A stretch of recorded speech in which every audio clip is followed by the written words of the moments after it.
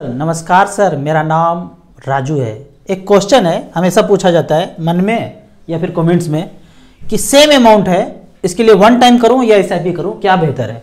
तो यहां पे देखते हैं, फंड का नाम लेते हैं एसबीआई कॉन्ट्रा फंड। 10 लाख रुपया एक बार झोंक दिया लंबे समय के लिए, या फिर छोटे छोटे टुकड़ों में भी 10 लाख ही लगाया टोटल उतने समय के लिए, तो क्या बेहतर होगा। तो यहां देख लेते हैं रिकॉर्ड के अनुसार। फंड का नाम है एसबीआई कॉन्ट्रा फंड। 2005 से लेके अब तक वन टाइम जमा किया 10 लाख रुपया, उस पैसे का वैल्यू आज है 18 साल के बाद 1,45,00,000, 16% का रिटर्न दिया। कैश फ्लो में जाएंगे तो 2005 में 16 रुपया से यूनिट खरीदना शुरू किया और आज जो है 18 साल के बाद उस यूनिट का वैल्यू है 238 रुपया। शुरू कितने से किए थे? 16 रुपया से, तो 238 रुपया हुआ। इसके चक्कर में वो पैसा बढ़ के हो गया हमारा, जो 10 लाख लगाए थे उस पैसे का वैल्यू बढ़ के हो गया है 1,45,00,000 रुपया। ये तो हुआ वन टाइम का बात। अब इसी पैसे को अगर 10 लाख को 18 साल से डिवाइड करेंगे तो आएगा 4630 रुपया।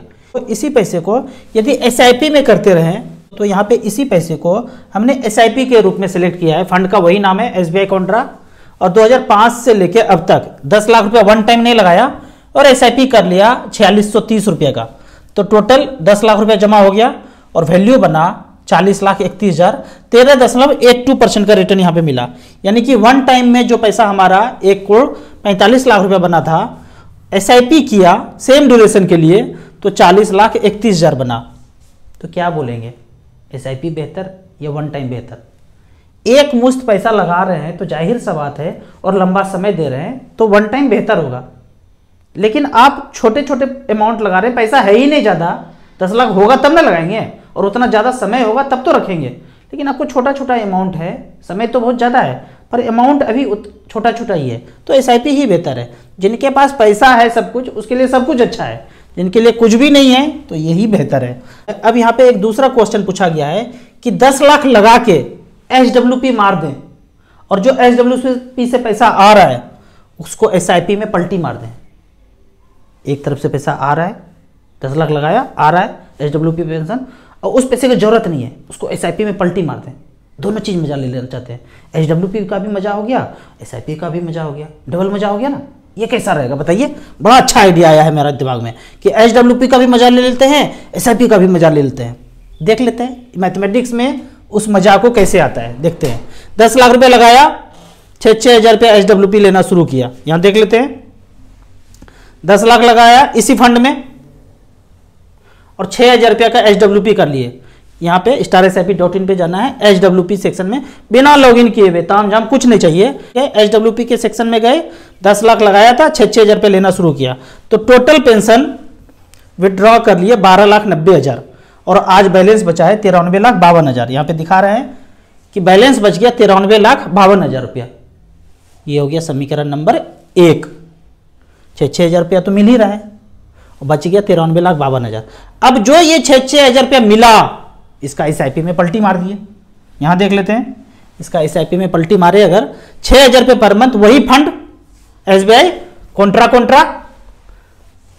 टोटल जमा किए 2005 से लेके अब तक 12,90,000। एचडब्ल्यूपी से लिए कितना थे? 12,90,000। वो 12,90,000 झोंकते गए, हमको जरूरत था ही नहीं, झोंकते गए 50,55,000 बना। तो समीकरण नंबर 2 में आया 50,55,000। दोनों को जोड़ना पड़ेगा, दोनों को जोड़ दिए, आया 1,44,00,000। ये तो हुआ कि पैसा आ रहा था और झोंकते गए। अब मैं बोलता हूं कि पैसा लीजिए ही नहीं, वन टाइम लगा छोड़ दीजिए। ये है वन टाइम, 10 लाख रुपए झोंका 2005 में, छोड़ दिए इसे ही। तो उस जो 10 लाख रुपए को झोंका एक टाइम, 1,45,93,000 होता है, 16% का रिटर्न। यहां पे देख लेते हैं, 1,44,00,000 बना, इधर से कान पकड़े उधर से कान पकड़े घुमा घुमा के, और एक जगह बना 1,45,00,000। बात तो बराबर ही ना भाई, नहीं समझ में आया? एक जगह से आप बेचे और फिर खरीद के फिर वही म्यूचुअल फंड खरीद रहे हैं, कोई फर्क नहीं पड़ता है। नहीं समझ में आया राजू भैया? समझ में तो आ ही गया होगा, थोड़ा दूसरे तरीके से समझाते हैं। आपने सोना का एक बिस्किट खरीद लिया बड़ा सा, या डब्बा खरीद लिया, उसमें ढेर सारा सोना है, छोटा छोटा छोटा छोटा गिन्नी है, सिक्का है उसमें। अब आपका जो सोना का रेट बढ़ रहा है हर महीने, आप कह रहे हैं कि लगभग 10,000 बढ़ जाता है, तो 10,000 का बेच दिया, सोना बेच दिया। अब फिर से सोनार के दुकान से 10,000 का फिर से सोना खरीद लिए। सोना एक तरफ से बेच रहे हैं, सोना एक तरफ से खरीद रहे हैं। आप कहेंगे कि पागल हो गए क्या, ये क्या कर रहे हैं? तो म्यूचुअल फंड में भी तो यही है, पागल हो गए हैं क्या? एक तरफ से SW करके म्यूचुअल फंड का यूनिट बेच रहे हैं, दूसरे जगह से SIP का यूनिट खरीद रहे हैं। तो मैं भी यही बोल सकता हूँ ना, पागल हो गए हैं क्या? ऐसे नहीं सोचना है। अगर सोच भी रहे होंगे तो अब ये वीडियो देख के क्लियरिटी कर लीजिए। अब तीसरा एक क्वेश्चन है, डीमैट में मच फंड खरीदूं या फिजिकल मोड में मच फंड खरीदूं, क्या बेहतर होगा? मैं तो पहले ये बोलता हूं, यदि जो पहले मिल जाए आपको जिंदगी में, जो सही वाइफ मिल गई, काली गोरी अच्छी जो भी मिल गई, उसी के साथ निभाना है। अगर आपके पास डीमैट पहले मिल गया, उसी में मच फंड खरीद लीजिए। अगर आपके पास फिजिकल है, उसी में मच फंड खरीदिए, वही चलने दी, जो पहले मिल गया वही बेहतर है। लेकिन फिर भी आप एक क्वेश्चन पूछ ही रहे हैं, हमको जवाब देना ही है। तो डीमैट में म्यूचुअल फंड भी सही है और फिजिकल में भी सही है। आप फिजिकल खरीदें या डीमैट में खरीदें, फंड मैनेजर तो हमारे बदले में डीमैट के मोड में ही खरीद रहे हैं। लेकिन एक साधारण इन्वेस्टर के दृष्टिकोण से मैं कहता हूं, अभी आपके पास ऑप्शन होना चाहिए कि मैं डीमैट में जाऊं कि फिजिकल में जाऊं। तो डीमैट के अगर मोड में आप जाते हैं तो डीमैट जो है शेयर के लिए डिजाइंड है, और physical mutual fund only mutual fund के लिए डिजाइंड है। यहाँ पे शेयर तो मिलेगा ही नहीं आपको। तो जैसे ही आप डीमैट खोलते हैं तो ये वाला शेयर ले लो, ये नोटिफिकेशन, ये ईमेल, इतना गिर गया, इतना बढ़ गया, आपको पागल बना देगा। जबकि आप चाहते हैं मुझे म्यूचुअल फंड ही खरीदना है। तो यदि सिर्फ और सिर्फ म्यूचुअल फंड खरीदना है तो शेयर न करके आप फिजिकल मोड में जाइए। अब यहाँ पे अगर आप डीमैट के मोड में जाते हैं तो किसी भी ब्रांच में आप स्टेटमेंट लेने जाएंगे तो आपको एक भी स्टेटमेंट नहीं मिलेगा। कहेंगे वो ब्रांच में जो ऑफिस पे कंप्यूटर पे बैठे हुए हैं, पैन कार्ड नंबर डालेंगे, टक टक टक टक, देखेंगे अरे ये तो डीमैट मोड में है, हम आपको स्टेटमेंट नहीं दे सकते, जनरेट ही नहीं होता है, दे नहीं सकते, मतलब ये नहीं कि वो देना नहीं चाहते हैं, जनरेट ही नहीं होता है। वो बोलेंगे आपको जो डीमैट सर्विस प्रोवाइडर है आप वहां से सब कुछ कीजिए। फिजिकल मोड है, किसी भी ब्रांच में जाइए, स्टेटमेंट निकाल लीजिए, फॉर्म भरिए, साइन कीजिए, रिडेम्पशन करके 4-5 दिन में पैसा ले लीजिए।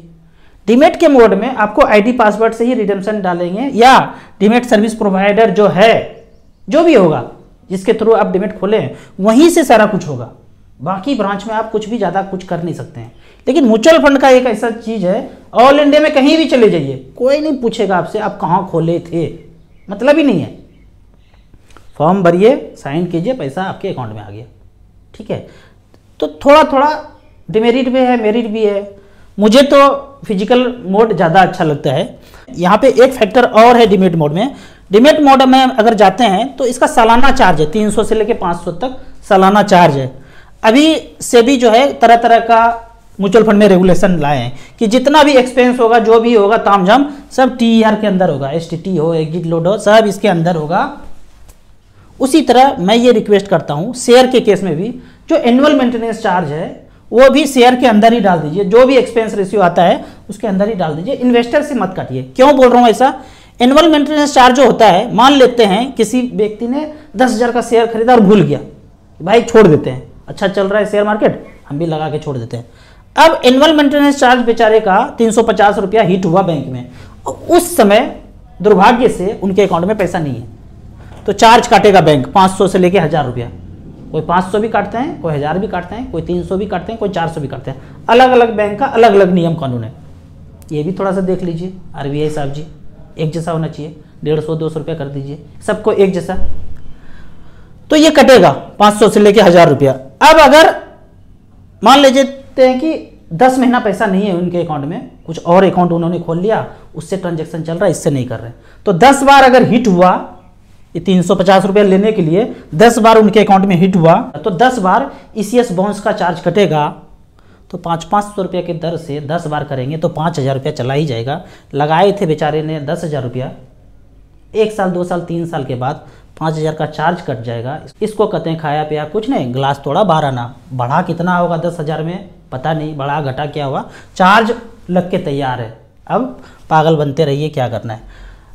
आपको इसी तरह म्यूचुअल फंड के बारे में और कुछ जानना है, इन्वेस्टमेंट के बारे में जानना है, तो इस नंबर पे मुझे व्हाट्सअप कर सकते हैं। कमेंट सेक्शन में क्वेश्चन पूछते रहिए, मैं आपके हर सवाल का जवाब इसी तरह से देता रहूँगा।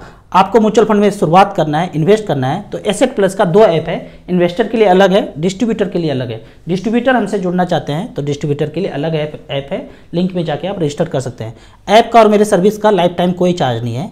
आप कहेंगे कि आपके ही ऐप से करना पड़ेगा, कहीं और से नहीं कर सकते हैं, बिल्कुल कर सकते हैं, जहां कर रहे हैं वहीं करते रहिए। लेकिन आपको कोई मदद चाहिए तो हम जिस ऐप से जुड़े हुए हैं आपको भी यहीं पे जुड़ना पड़ेगा, तभी हम आपको कुछ गाइड कर पाएंगे। आपको वीडियो अच्छा लगे तो व्हाट्सएप यूनिवर्सिटी में दोस्तों के बीच इसे जरूर शेयर करें। यूट्यूब पे देख रहे हैं तो लाइक एंड शेयर जरूर करें। Thank you so much.